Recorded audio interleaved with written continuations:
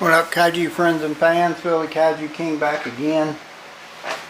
Doing some more videos on this Sunday before Memorial Day. Hope everybody enjoying the weekend has a safe holiday. We're going to take a quick look at this. I got a video in my archives from years ago with I did this and the 2014 Roaring blue dorsal plates version. But I've never done a dedicated video, I don't think, to this figure, so that's why I'm made a decision to go ahead and do it now. Recollected it, had to sell it and recollected it. I want to thank Darren Morgan and the xplus group for selling me this and another one. Gave me a decent deal on both of them. Of course, this is 2014 Godzilla, Legendary's first romp into what is known now as the pretty popular monsterverse. Pretty good figure for its age, nicely done, not too bad, all that stuff in my opinion. The bigger figure for the 30 centimeter line. I'm glad I recollected. I did have it previous and sold it in one of my recollections here.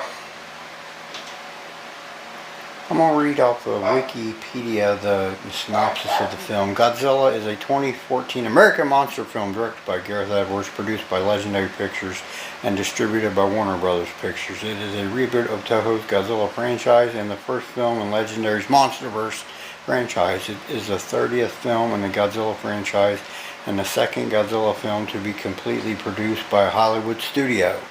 The film stars Aaron Taylor Johnson, Ken Watanabe, Elizabeth Olsen, Juliette Binoche, Sally Hawkins, and David Strathairn, and Bryan Cranston.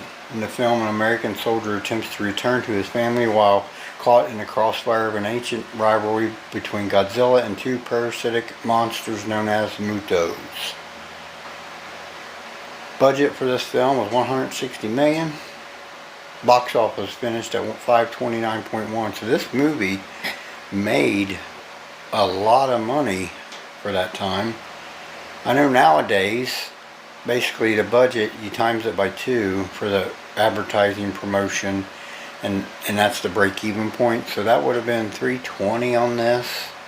And it made $529, so it made a good, healthy amount for Legendary and Warner Brothers, and really boosted the Monsterverse off to a good start. I like this movie. I don't have a problem with the mutos. They're not my favorite original kaiju from the Monsterverse. That would be the Skullcrawler. But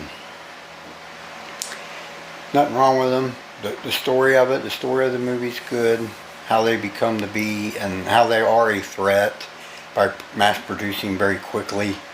And then Godzilla emerges to take them down because he is considered the balance for the world of the giant monsters, which is just now being discovered by humanity in these films. My biggest issue with the movie, I'm sure a lot of people as well, is the lighting. The lighting is not good.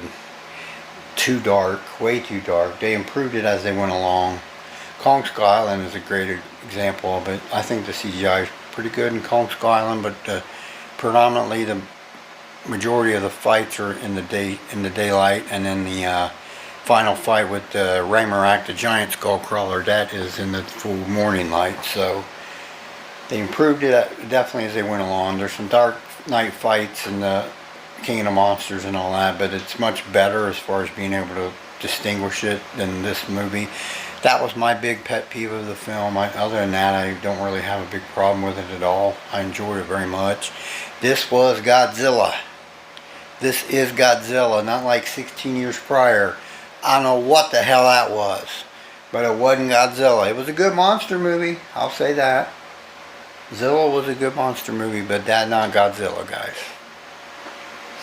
Let's take a quick look at this big fella.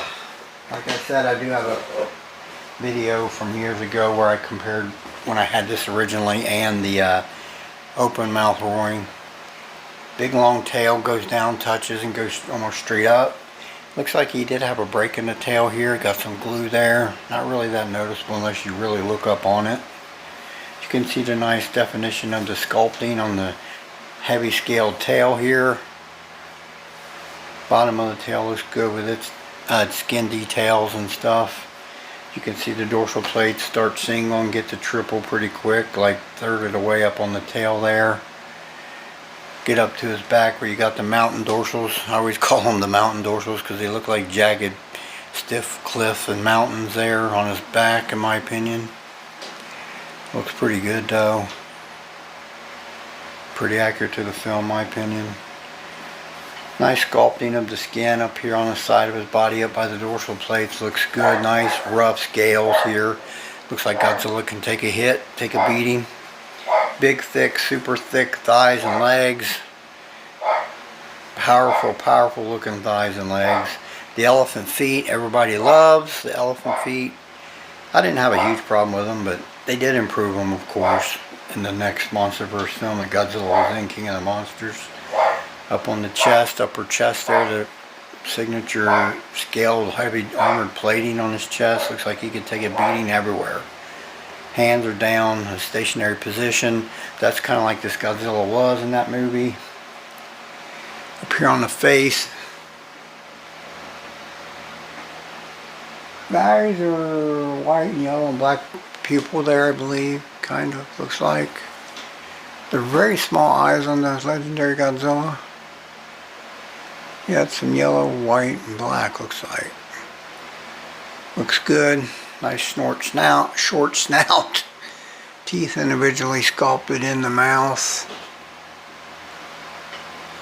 He looks good, like I said. Really pretty big 30 centimeter figure as well. Nicely done, considering what it was, a 2014, right? Well, there's no date on this one. Usually I have a date on the bottom of the foot. I think it's 17 maybe.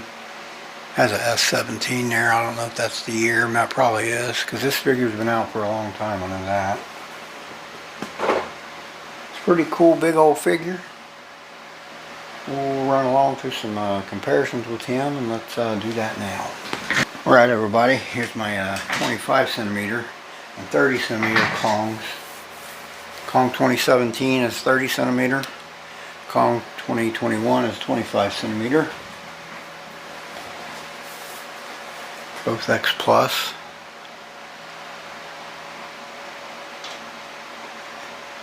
See, I think the 25 scales best with this 30 centimeter figure, because Kong should be a bit smaller than Godzilla. The 17 is smaller too, but I think the 25 scale is way better with him. Alright, we'll do some more comparisons. Let's do that now. Alright y'all, there's my W Dragon 30 centimeter Godzilla 21 from Godzilla vs. Kong.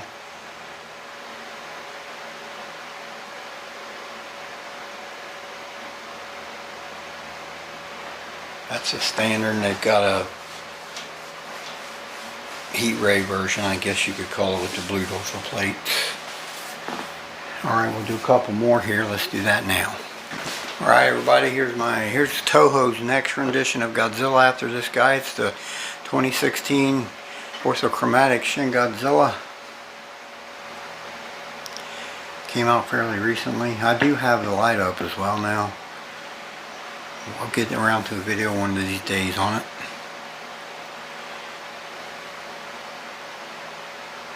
Alright, we'll move on. Some final thoughts here. Let's do that now. Alright everyone, I'm back. xplus 30 centimeter Godzilla 2014. Original release. I think the roaring blue dorsal plates version came out after this one, but I'm not sure. If anybody knows, let me know. This is an old classic xplus figure, but it's pretty darn cool. Like I said, I enjoy these Monsterverse movies. This one was just a little too dark, but other than that, I enjoyed the story and the concept of it and how they brought Godzilla to be. It's pretty neat. Alright everybody, I'll close out this video. I want to thank everyone that tunes in. This is Phil the Kaiju King. Y'all have a blessed day. We'll talk again soon.